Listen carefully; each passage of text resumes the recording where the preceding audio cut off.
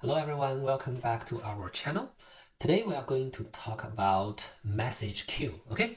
So before we talk about what is message queue and why we need a message queue for system design, let's talk about a real case, a background, okay, as a background, so we can know better about why we need message queue and what's the benefits.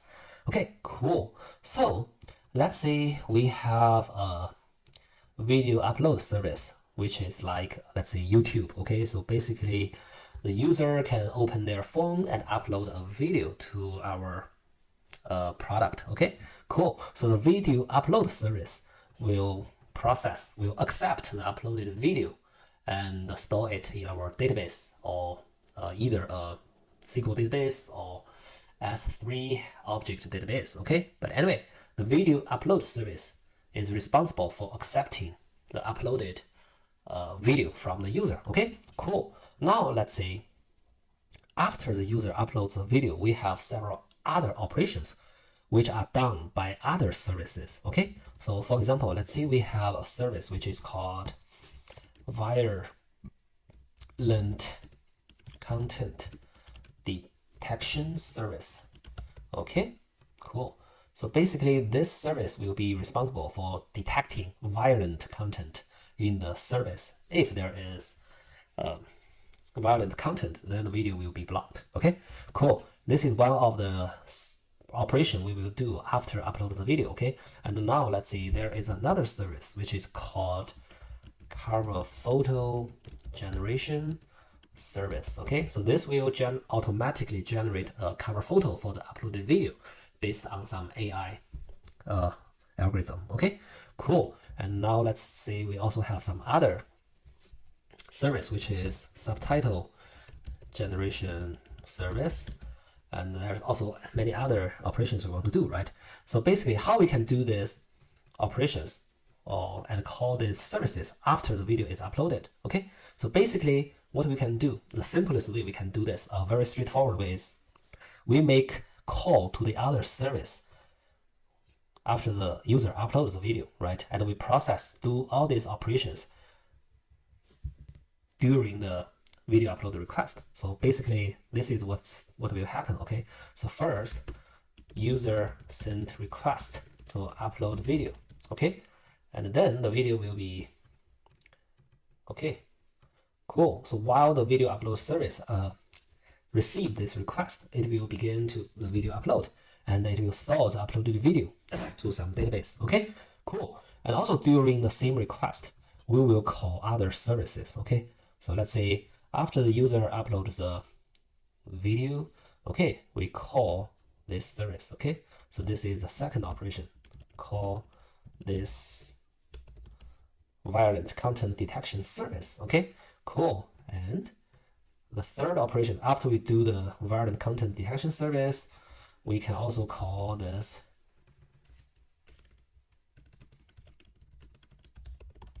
cover photo generation service, okay? And lastly, we can call this subtitle generation service, okay? Cool. So this is how we do this, okay? So, and this three requests, the three call service requests can happen in parallel, right? So basically it means video upload service will send the three requests out to the other three services at the same time, okay? So they can be processed at the same time in parallel, right? Okay, but anyway, after all the services return a response, let's say it's return a success response from all the services, then the video upload service will return to the client to say, oh,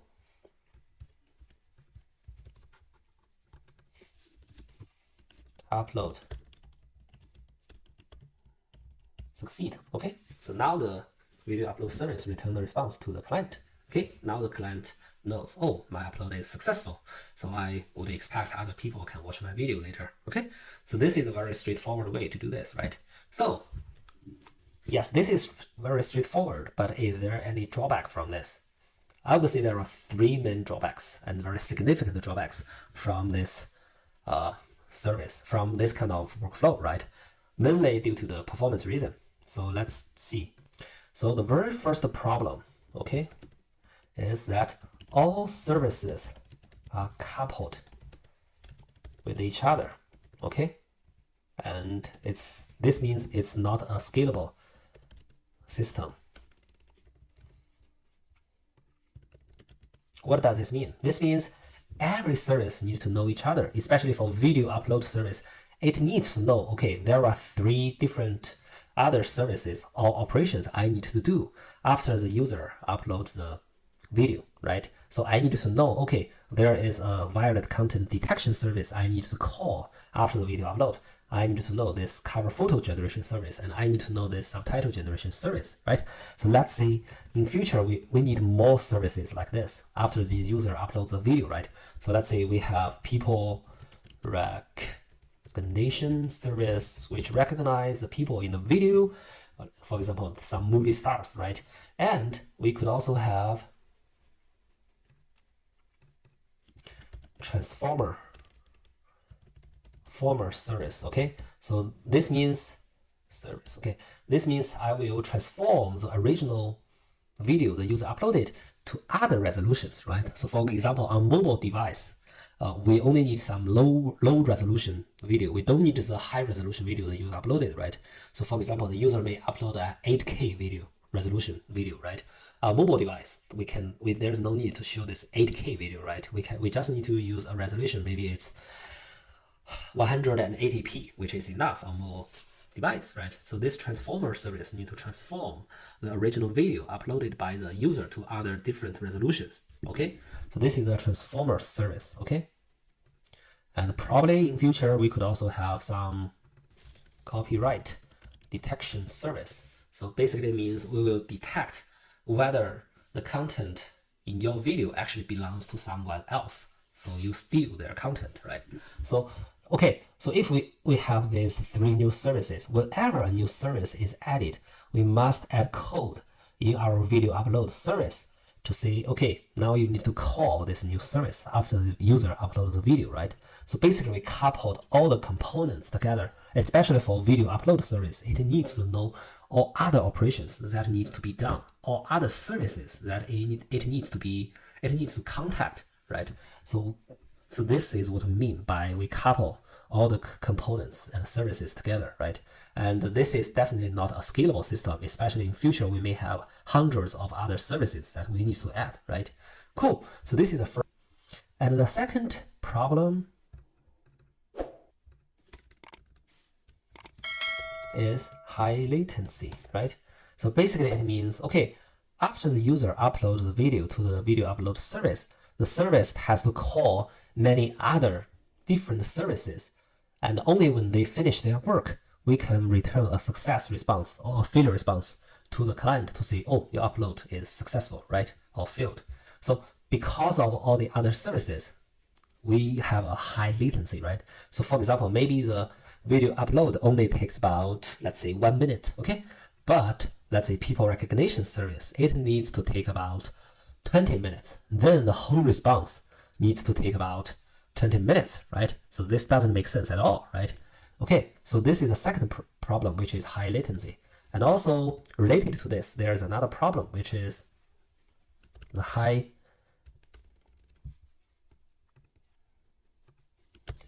burden on downstream services. If the downstream service processing rate is much lower than the upstream service, right? So for example, in our example, let's say for video upload service, it can actually take 100 video uploads every second. However, for this cover photo generation service, it can only process, let's say 10 videos per second, okay? So that means every second, the video upload service will send 100 requests to this cover photo generation service. However, this cover photo generation service can only process 10 of them. So basically, you put a lot of burden on these downstream services, right? So that's a big problem. So you can easily crash a server, right? So in a real production case. Okay, cool. And the last problem is that it's not a reliable system and has a low fault tolerance. Okay, what does this mean? So let's say the user uploads a video, okay, and the video is successfully uploaded to this upload service, okay, and then this video upload service crashes, okay, so let's say the server crashes, and when the server comes back, if we don't design some very complex process, then there is no way for us to know, okay, for this uploaded video, we haven't called the other services yet.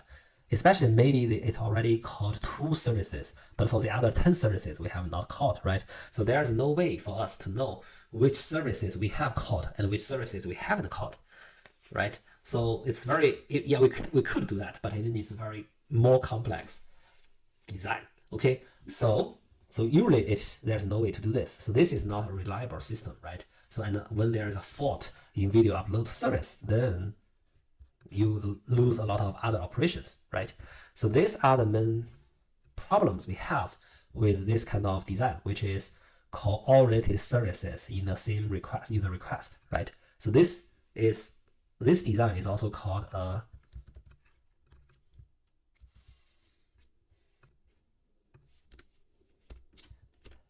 synchronous design, okay?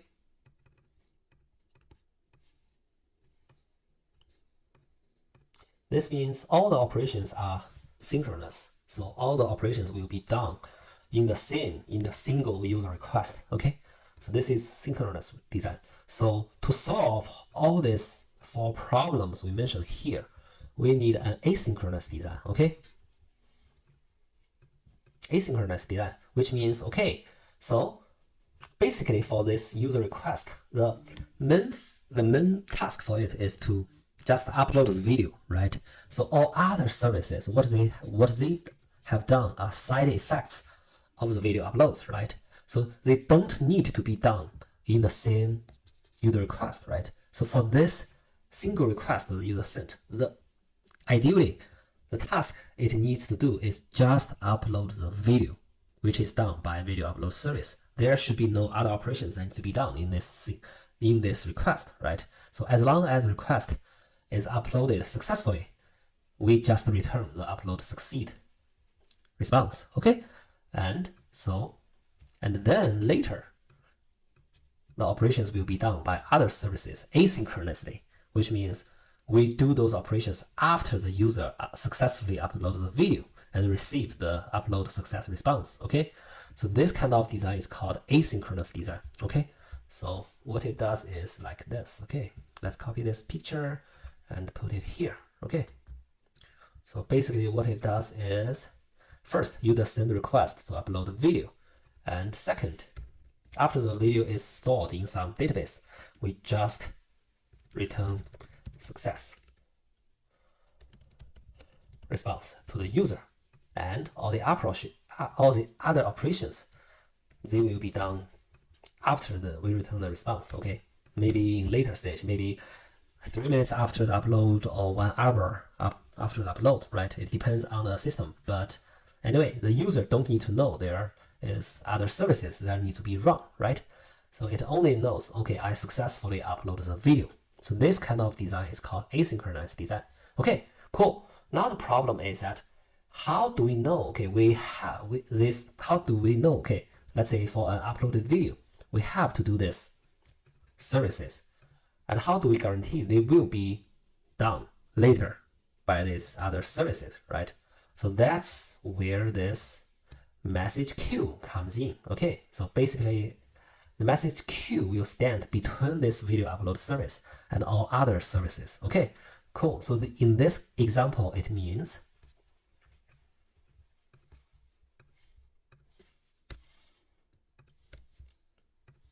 cool.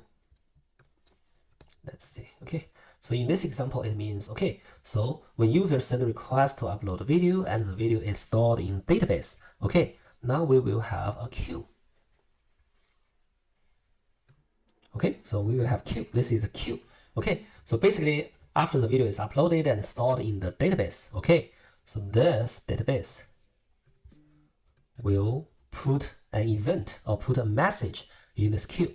Let's say we put a new element in this queue, and this message, let's say the event type of this message is called video, new video uploaded, okay? Cool. And also it has some event body, which is a video ID, user ID, and some other information. Okay. So, and for the other services, okay, they will subscribe to this queue. Okay. So it will subscribe to this queue. Okay.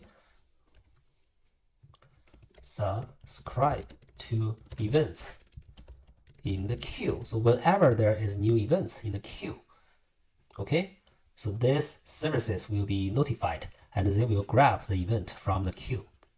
Okay, so for example, the next available event is this video upload event. So this violent content detection service will be notified to say, okay, there is available event. There is available new video uploaded event that you could process. So then, okay, it will grab this event to itself and then it process it. Okay. Similarly, for this cover photo generation service, it also subscribe to this new video uploaded event in the queue. So, and also it will get notified. Okay. And whenever there is new event which can be processed, then this service can get this event and then it can process that event. And similarly for subtitle generation service, it do the same thing, right? So this queue is called message queue.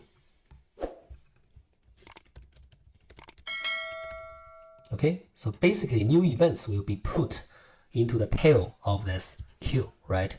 And then all the other services who subscribed to the queue, they can grab the events from the head of the queue and process it. As long as their events still in this queue, the other services can grab the events and process it, right? So this is called message queue. Okay, so basically you can see we easily achieved the asynchronous design, right? Because the video upload service now just needs to put a new event to this queue, which is very lightweight, and then return the success response, right?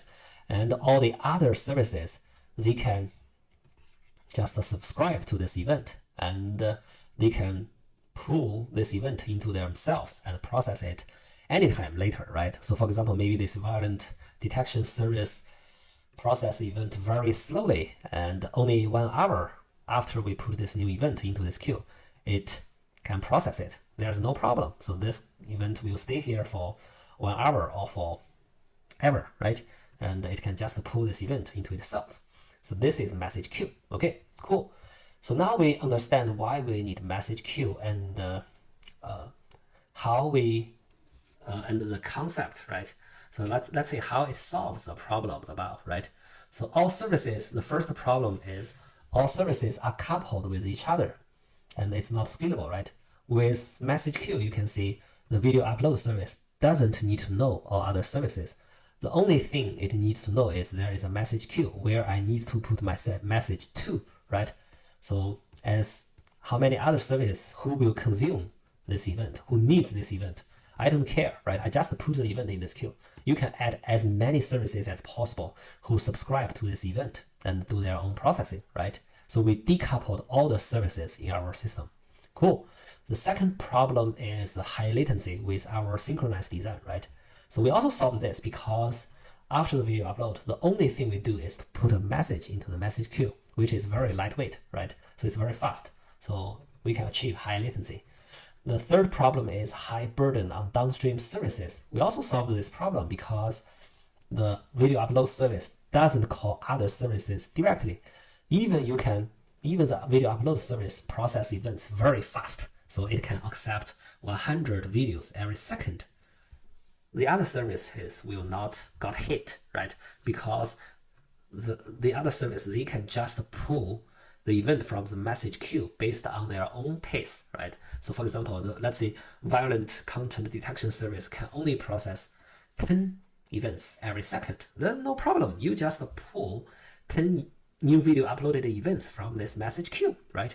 And let's say this cover photo generation service is a little faster. It can process 50 videos every second. No problem. You just pull events from this queue. You just pull 50 events from this message queue every second, right?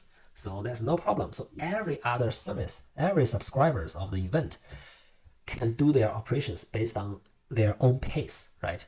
Cool. And lastly, it's not a reliable system and a low fault tolerance in our previous synchronous design, right? We also solved this problem because all the events that the video upload service put will be stored in this message queue permanently, okay? So even the video upload service is down and crashes, okay? The other service, they can still get the event from this queue and do their own processing, right? So they are not blocked and there's no data loss because there's crash from this upstream service, okay? Cool. So this is our the part 1 of our video about message queue, okay? So in this video we talked about why we need a message queue and what's the concept of a message queue through a video upload example, okay? Hopefully this helps you understand why we need a message queue and what is message queue. So in the next video, we are going to talk about how to design such a message queue, okay? So specifically, we are going to talk about how this part works in the system, okay? Cool. Thank you for watching this video, and if you like our channel, please remember to subscribe to this video channel and also like this video. Thank you. Bye.